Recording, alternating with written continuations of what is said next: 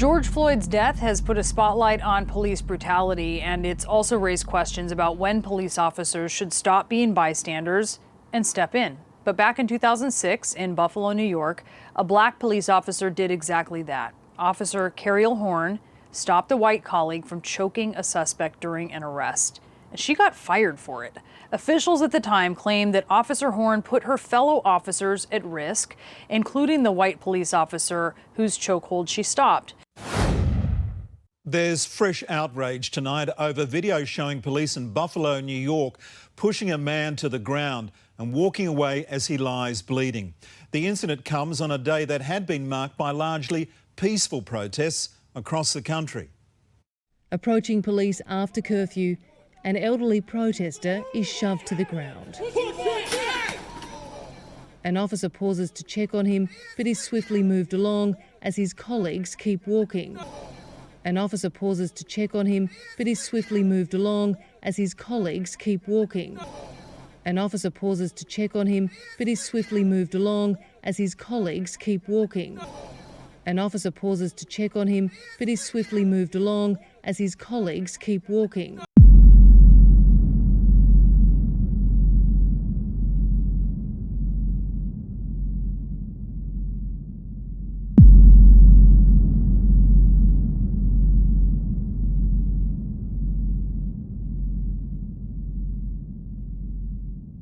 Police unions are growing furious at calls for reform by activists angered by the killings of George Floyd, Breonna Taylor, and other Black Americans.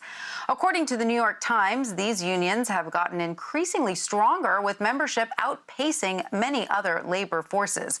Across the country, they are working hard to prevent politicians from enacting any laws to limit the police, as the cries for more oversight, decreased funding, and in some cases, outright abolition grow louder.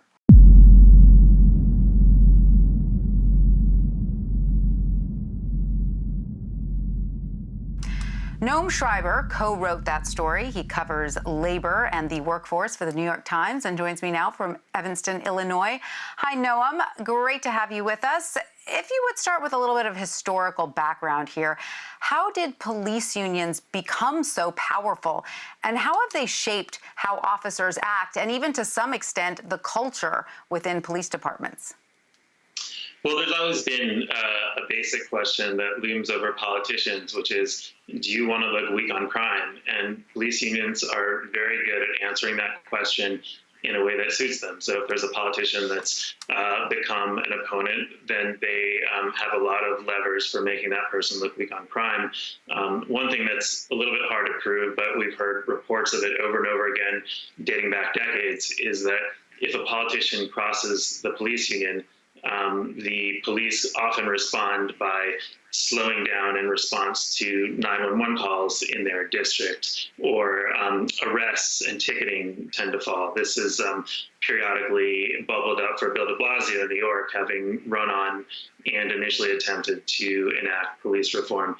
And then there's just, some basic patterns of labor organizing. They have very high unionization rates, and those high rates of unionization give them a lot of resources to spend on campaigns, on lobbying, and it's easy to use that political power to block reform, to discourage legislators from enacting reform. So it's a real constellation of tools that they use to slow this stuff down.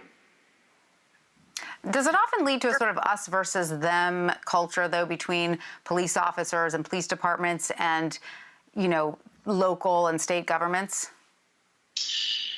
Yes. So I think it's easy for police unions to divide the world into two camps. There are those who they consider supportive of police and policing, and those people get a lot of support, and that support in campaigns can be very valuable. And then there are those who are seen as opponents of police and obstructionists, and those people often suffer political consequences. In the story, we wrote about St. Louis, which has periodically struggled to reform its police department.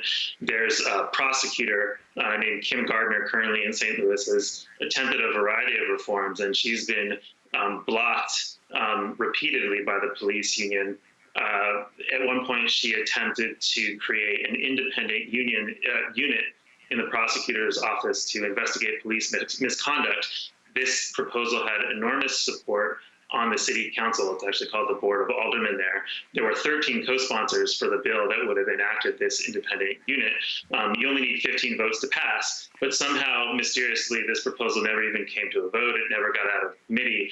And a lot of that had to do with police union opposition, which was relentless.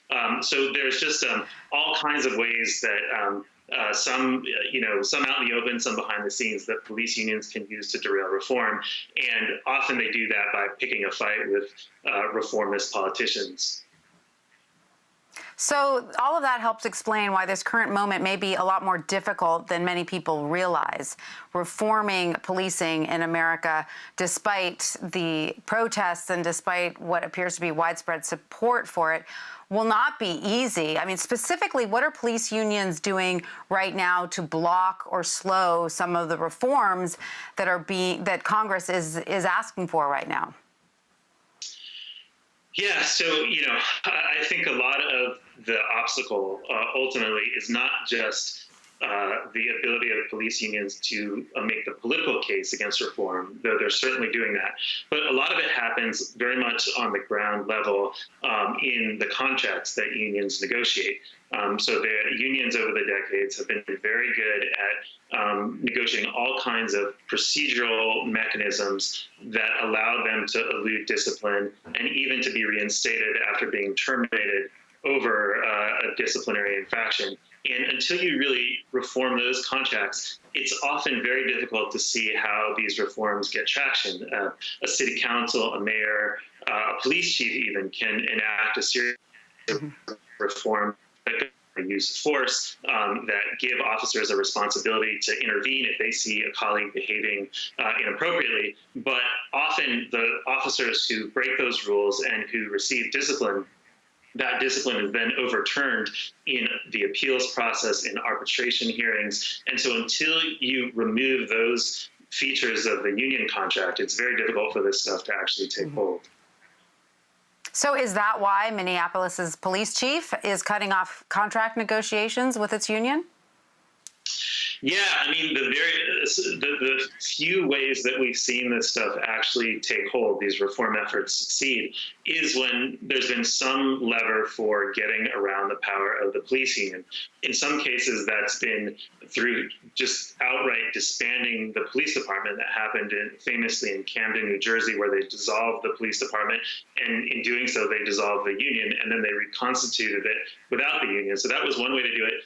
Another way that we've seen it is under the threat of a federal investigation, a federal consent decree. Sometimes that can be the leverage that local politicians need to basically call out the police union and tell them to stand down and not block reform. But outside of the context of federal intervention or completely disbanding a department and a union, it's often extremely difficult to get the union to stand down and not block the reform. Does this moment feel different to you, though, as someone who's reported on this extensively? Does this moment feel like the moment that police unions might have to back down? It does feel different. It's obviously early yet, but the threat of disbanding police departments seems like a very powerful, sobering threat to police departments. So I have to think with that idea gaining traction, not just in Minneapolis, but around the country. You've seen Bill de Blasio talk about shifting funding away from the police department. You've seen the mayor of Los Angeles talk about the same thing. So as this idea gains traction of either defunding or at least diverting resources from police departments and becomes a mainstream proposition, I do think that's likely to weaken the power of police unions. I'm skeptical that it will turn them into constructive forces altogether, but it certainly creates some leverage to have this debate.